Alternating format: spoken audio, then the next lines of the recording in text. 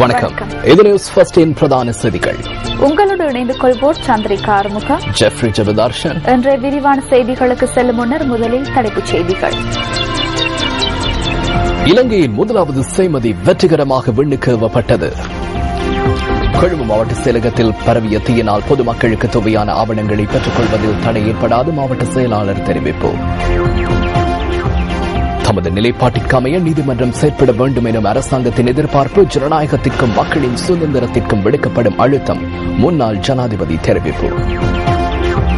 கட்சி ஆதரவாளர்களின் நலன் கருதி தீர்மானங்களை மேற்கொள்ளுமாறு ஐக்கிய தேசிய கட்சியின் முன்னாள் உறுப்பினர்கள் செயற்குழுவிடம் வேண்டுகோள். நீர்மட்டம் உயர்வடைந்ததை அடுத்து சில நீர்த்தகங்களின் வான்கதவுகள் திறக்கப்பட்டுள்ளன. தொடர்பான உள்நாட்டுச் செய்திகள். இலங்கையின் முதலாவது செய்மதி சீனாவிலிருந்து இன்று விண்ணுக்கு ஏவப்பட்டது. சீனாவில் அமைந்துள்ள ஷி செங் செய்மதி நிலையத்திலிருந்து இலங்கையின் முதலாவது செய்மதி விண்ணுக்கு ஏவப்பட்டது. சீனாவின் ஷி செங் செய்மதி நிலையத்திலிருந்து இந்த செய்மதி இன்று பிற்பகல் விண்ணுக்கு ஏவப்பட்டது. பாதுகாப்பான இடத்திலிருந்து வெற்றிகரமாக குறித்த செய்மதி ஏவப்பட்டதாக சர்வதேச தகவல்கள் தெரிவிக்கின்றன.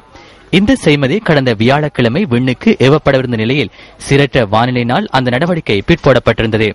இலங்கை செய்மதி தொலைத்தொடர்பு துறையில் முதலீடு செய்கின்ற தனியார் நிறுவனம் ஒன்றும் சீனாவும் இணைந்து இந்த திட்டத்தை முன்னெடுத்துள்ளன. இதேவேளை செய்மதியை விண்ணுக்கு ஏவிய உலகின் 45வது நாடு என்னும் பெருமையை இலங்கை தன்வசப்படுத்தியுள்ளது. இதனையடுத்து கண்டி பல்லைகளவில் செய்மதி தொழில்நுட்ப மத்திய நிலையம் ஒன்றை நிறுவுவதற்கு குறித்த நிறுவனம் திட்டமிட்டுள்ளதாக அரசாங்க தகவல் திணைக்களம் தெரிவிக்கின்றது. சீனாவின் சைனா கிரேட் வால் இண்டஸ்ட்ரி கார்ப்பரேஷன் மற்றும் இலங்கையின் சுப்ரீட் செட் நிறுவனங்கள் ஆகியன இணைந்து இலங்கையின் முதலாவது செய்மதியினை ஏவியுள்ளன. இது வெற்றிகரமான பெறுபேறாக அமைந்துள்ளது. இந்த இரு நிறுவனங்களும் தொடர்ந்தும் இணைந்து செயற்படுவதற்கு எதிர்பார்த்துள்ளன.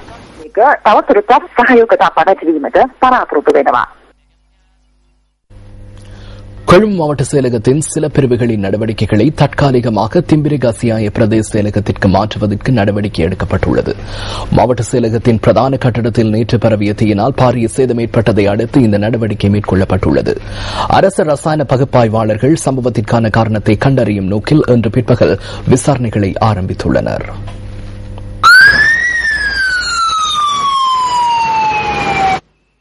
கொழும்பு மாவட்ட செயலக கட்டடத்தின் மேல் மாடியில் நேற்றிரவு 7:40 அளவில் தீ பரவியது.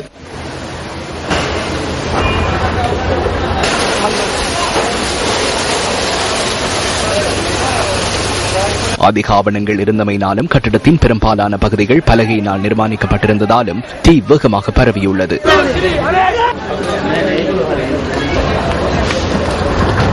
உலர்ந்த பலகையிலான பொருட்கள் வேகமாக தீப்பற்றியமையே தீ பரவுவதற்கு காரணமாக அமைந்ததென தீயணைப்பு படையினர் தெரிவிக்கின்றனர். நேற்றிரவு ஏற்பட்ட இந்த தீயை கட்டுப்பாட்டுக்குள் கொண்டு வருவதற்கு 5 மணித்தியாலங்கள் சென்றுள்ளன. இடர் முகாமைத்துவ அமைச்சினூடாக இரவு 8 மணியளவிலேயே இந்த அனர்த்தம் தொடர்பிலான தகவல்கள் தம் வசம் கிடைத்ததாக தீயணைப்பு திணைக்களம் தெரிவிக்கின்றது.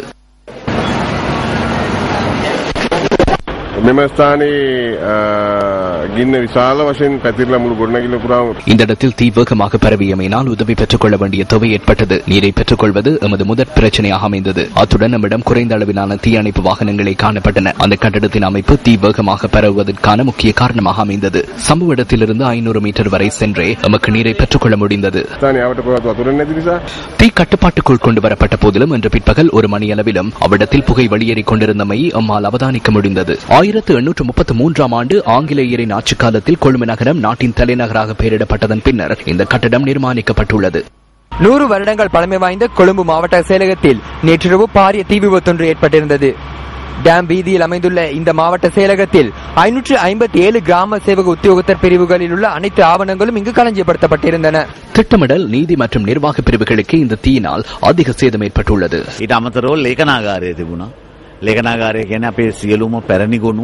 இங்கு ஆவண காப்பகம் காணப்படுகிறது. அதில் மிகவும் பழமையான ஆவணங்கள் களஞ்சியப்படுத்தப்பட்டுள்ளன. குறிப்பாக மாவட்டத்தின் அபிவிருத்தி சம்பந்தப்பட்ட பிரிவு, பொருளாதார அபிவிருத்தி அமைச்சு மற்றும் ஏனைய அமைச்சுக்களின் ஊடாக அரசாங்கம் செயற்படுத்தும் திட்டங்கள் தொடர்பிலான பிரிவுகளும் இங்கு காணப்படுகின்றன. பிரதேச செயலகங்களின் ஊடாகவும் ஏனைய அரசாங்க நிறுவனங்களின் ஊடாகவும் முன்னெடுக்கப்படுகின்ற அவ்வாறான திட்டங்கள் தொடர்பிலான ஆவணங்களின் பிரதிகள் இங்கே காணப்படுகின்றன. உள்ளே சென்றதன் பின்னரே அந்த ஆவணங்கள் தொடர்பிலான முழுமையான விவரங்களை பெற்றுக் கொள்ள முடியும். அதன் பின்னரே அடுத்த கட்ட நடவடிக்கைகளை மேற்கொள்ள முடியும். ඇතුළට ගියාට පස්සේ සොයා ගන්න පුළුවන් වේවි. ඒ අනුව තමයි අපිට ඉදිරි තීන්දුව తీරන ගන්න පුළුවන් වෙන්නේ. அரசு ரசாயன பகுப்பாய்வாளரின் விசாரணைகள் நிறைவடையும் வரை தீயினால் ஏற்பட்ட சேத விவரங்களை மதிப்பிட முடியாது என மாவட்ட செயலாளர் தெரிவித்தார். இன்று பிற்பகல் 2 மணியளவிலும் அரசு ரசாயன பகுப்பாய்வாளரின் விசாரணைகள் ஆரம்பமாகி இருக்கவில்லை. அதன் பின்னர் விசாரணைகள் ஆரம்பமாகி இருந்தன.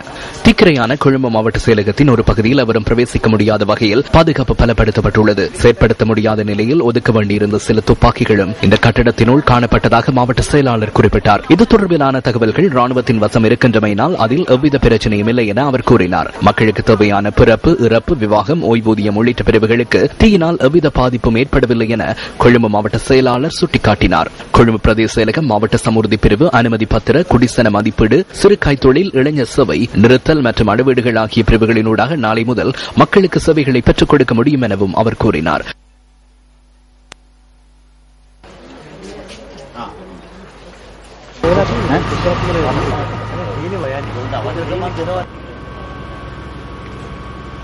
இதேவேளை பொது நிர்வாக மற்றும் உள்நாட்டு அலுவல்கள் அமைச்சர் WDJ செனவிரத்ன சம்பவ இடத்திற்கு சென்று நிலைமையை ஆராய்ந்தார். මේ ගොඩනැගිල්ලේ බොහෝ අංශ විනාශ වෙලා තියෙනවා. தீயினால் கட்டடத்தின் பல பகுதிகள் அழிவடைந்துள்ளன. எனக்கு கிடைத்துள்ள தகவல்களின்படி கணக்காய்வு பிரிவு, நிர்வாக பிரிவு மற்றும் ஆவண காப்பகம் என்பவற்றிற்கு பாதிப்பு ஏற்பட்டுள்ளது. அந்த பிரிவுகள் கட்டடத்தின் மேல் மாடியிலேயே காணப்பட்டன. ලේඛනාගාරයේ වැනි අංශවලට අලාභ සිද්ධ වෙලා තියෙනවා. ඊළ මාලේ තිබුණ සියලුම අංශයන් විනාශ වෙලා තියෙනවා කියන එකයි. இதேவேளை ஐக்கிய தேசிய கட்சியின் பார்லிமெண்ட் உறுப்பினர் ரவி கருணாநாயக்கவும் இன்று தீயினால் பாதிக்கப்பட்ட கொழும்பு மாவட்ட செயலகத்தை பார்வையிட்டார். ஏன் இவ்வாறு தீ ஏற்படுகின்றது என்பது தொடர்பாக ஆராய்வது அவசியமாகும். இதனை அடுத்து அப்பாவி மக்கள் பல்வேறு சிரமங்களை எதிர்நோக்க நேரிடும். இதனால் இது பாரிய அச்சுறுத்தும் சம்பவமாகும். அதனால்தான் நாம் கட்சி என்ற ரீதியில் இவ்விடத்திற்கு வருகை தந்து முக்கியமான இடம் என்பதால் நமது ஒத்துழைப்பையும் வழங்க நாம் தயாராக இருக்கின்றோம்.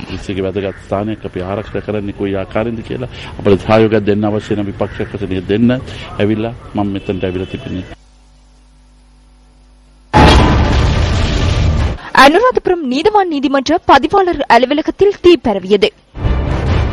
பொருளாதார அபிவிருத்தி அமைச்சில் தீ.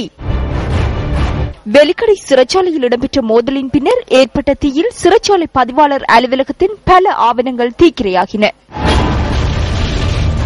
மக்களின் ஆவணங்கள் இவ்வாறு அளிக்கப்படுவது மக்களை சிரமத்திற்கு உள்ளாக்கும் விடயமல்லவா? பெறுமதியான ஆவணங்களை பாதுகாப்பதற்கான சிறந்த அணுகுமுறையொன்று எப்போது அறிமுகப்படுத்தப்படும்? தமிழ் மக்கள் எதிர்பார்க்கின்ற அரசியல் தீர்வு கிடைப்பதற்கான அறிகுறிகள் இதுவரை தென்படவில்லை என யாழ் மறைமாவட்ட ஆயர் தோமஸ் சவுந்தரநாயகம் ஆண்டகை தெரிவித்துள்ளார். யாழ்ப்பாணத்துக்கு இன்று விஜயம் மேற்கொண்டிருந்த ஐக்கிய நாடுகள் சபையின் 2 பிரதிநிதிகளை சந்தித்த போதே யாழ் ஆயர் இவ்வாறு குறிப்பிட்டுள்ளார். யுத்தம் முடிவடைந்து 3 ஆண்டுகள் நிறைவடைந்துள்ள நிலையில் இடம்பெயர்ந்து சுமார் 3 லட்சம் மக்கள் அவர்களின் சொந்த இடங்களில் மீள்குடியேற்றப்பட்டுள்ள போதிலும் அந்த மக்களின் வாழ்வாதாரம் இன்னமும் முழுமையாக மேம்படவில்லை எனவும் யாழ் ஆயர் தோமஸ் சவுந்தரநாயகம் மேலும் சுட்டிக்காட்டியுள்ளார். ஐநாவின் தெற்காசிய பசிபிக் பிராந்திய அரசியல் விவகாரங்களுக்கான செயலாளர் மற்றும் திட்டமிடல் அதிகாரி ஆகியோர் யாழ் மறைமாவட்ட ஆயர் தோமஸ் சவுந்தரநாயகம் ஆண்டகையை இன்று முற்பகல் ஆயர் இல்லத்தில் சந்தித்து கலந்துரையாடியுள்ளனர். வடபகுதியில் வீதி அபிவிருத்தி உட்பட பல்வேறு அபிவிருத்தி திட்டங்களுக்கு அரசாங்கம் முன்னுரிமை அளித்து செயற்பட்டு வருகின்றது எனவும் யாழ் ஆயர் இதன்போது குறிப்பிட்டுள்ளார். எனினும் வடமாகாணத்தில் விரைவில் தேர்தல் ஒன்றை நடத்துவதற்கான ஏற்பாடுகள் மேற்கொள்ளப்பட வேண்டும் என்ற எதிர்பார்ப்பு மக்கள் மத்தியில் நிலவுவதாகவும் ஐநா பிரதிநிதிகளிடம் யாழ் ஆயர் சுட்டிக்காட்டியுள்ளார். இதேவேளை யாழ்ப்பாணத்தில் மேற்கொள்ளப்பட்டுள்ள மீள்குடியேற்றங்கள், மக்களின் வாழ்வாதாரங்கள் மற்றும் அரசியல் தீர்வு உட்பட பல்வேறு விடயங்கள் தொடர்பிலும் இதன்போது கருத்துக்களை பரிமாறிக்கொண்டதாக யாழ் ஆயர் தோமஸ் சவுந்தரநாயகம் ஆண்டகை குறிப்பிடுகின்றார். போருக்கு பின்னரான இலங்கையின் அரசியல் நிலவரங்கள் மற்றும் மக்களின் எதிர்பார்ப்புகள் என்பவற்றை அறிந்து கொள்ளும் நோக்கில் இலங்கைக்கான தங்களின் வருகை அமைந்ததாக ஐக்கிய நாடுகளின் இந்த பிரதிநிதிகள் யாழ் ஆயரிடம் தெரிவித்துள்ளனர்.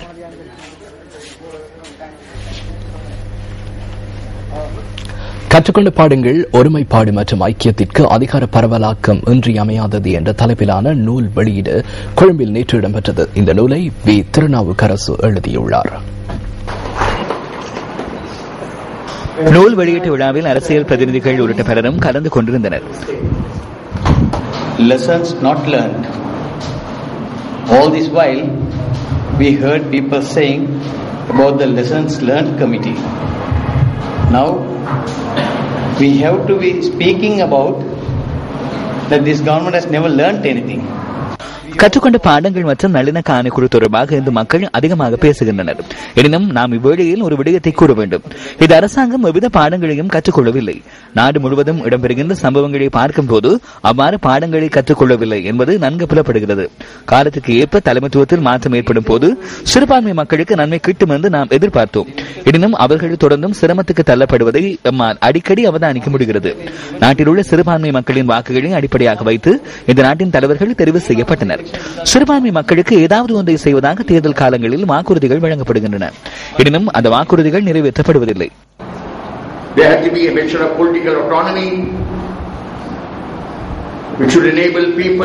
மக்களின் வாழ்க்கை முறைமைக்கு ஏற்ப அவர்களின் அன்றாட விடயங்களை தீர்மானிக்கும் அரசியல் விவகாரங்கள் குறித்து புரிந்துணர்வுடன் செயற்படும் தேவை ஆரம்பத்தில் இருந்து இருந்தது.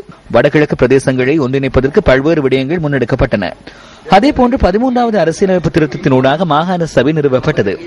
13வது அரசியலமைப்பு திருத்தம் தமக்கான தீர்வுகளுக்கு போதுமானதாக அமையவில்லை என்பதனை தமிழ் மக்கள் புரிந்து கொண்டனர். ஒன்றன் பின் ஒன்றாக ஆட்சிப்பிடம் ஏறியவர்கள் குறிப்பாக ரணசிங்க பிரேமதாச, சந்திரிகா குமாரதுங்க, மஹிந்த ராஜபக்ச ஆகியோரின் அரசாங்கமாக இருக்கலாம்.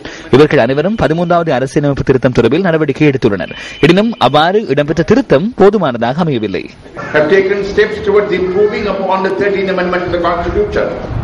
All of which were substantial improvements on the 13th Amendment to the Constitution. Tamil தேசிய கூட்டமைப்பின் யாழ் மாவட்ட பாராளுமன்ற உறுப்பினர் எஸ். ஸ்ரீதரன் குற்றத்தடுப்பு புலனாய்வு பிரிவினால் இன்று விசாரணைக்கு உட்படுத்தப்பட்டார். தமிழ் பெண்கள் ராணுவத்தில் சேர்க்கப்படுவது குறித்து அவர் பிபிசிக்கு வழங்கியதாக கூறப்படும் செவ்வியொன்று தொடர்பிலேயே இதன்போது அவர் விசாரணைக்கு உட்படுத்தப்பட்டுள்ளார். குற்றத்தடுப்பு புலனாய்வு பிரிவில் இன்று நடைபெற்ற விசாரணையை அடுத்து பாராளுமன்ற உறுப்பினர் எஸ். ஸ்ரீதரன் நியூஸ் ஃபர்ஸ்டுக்கு கருத்து தெரிவித்தார். நான் கடந்த வாரம் பிபிசிக்கு வழங்கப்பட்ட செவ்வி தொடர்பாக கிளிநொச்சி மற்றும் வடக்கு யாழ்ப்பாண மாவட்டங்களில் தமிழ் பெண்கள் ராணுவத்தில் சேர்க்கப்படுவது தொடர்பாக பிபிசி தமிழோசைக்கு வழங்கிய செவ்வி தொடர்பாக இன்று இந்த குற்றத்தடுப்பு புலனாய்வு பிரிவினுடைய 4ஆம் மாடியிலே கிட்டத்தட்ட 4 மணித்தியாலங்களும் 10 நிமிடங்களும் நான் விசாரிக்கப்பட்டு என்னுடைய வாக்குமூலங்கள் பெறப்பட்டது. அவர்கள் நான் பிபிசிக்கு வழங்கிய செவ்விகளிலே கேட்கப்பட்ட கேள்விகள் தொடர்பாகவும் ஏனைய விடயங்கள் தொடர்பாகவும் கேட்டுக்கொண்டார்கள். நான் அதற்குரிய விளக்கங்களை அவர்களுக்கு வழங்கியிருக்கின்றேன். கொழும்பு ஹாமர் வீதியில் உள்ள வீடொன்றில் 3 உயிரிழந்த சம்பவம் தற்கொலை என போலீசார் கூறுகின்றார்கள். பண பிரச்சினையொன்றின் நிமித்தம் இந்த தற்கொலை சம்பவம் இடம்பெற்றதாக அறிய கிடைத்துள்ளது என போலீஸ் ஊடக பேச்சாளர் சிரேஷ்ட போலீஸ் அத்தியட்சகர் பிரசாந்த் ஜாக்குடி கூறினார். அமர் வீதியில் உள்ள வீடொன்றிலிருந்து நேற்று பிற்பகல் அளவில் இந்த 3 சடலங்களும் மீட்கப்பட்டதுடன் நீதவான் விசாரணைகள் இன்று பிற்பகல் நடைபெற்றன.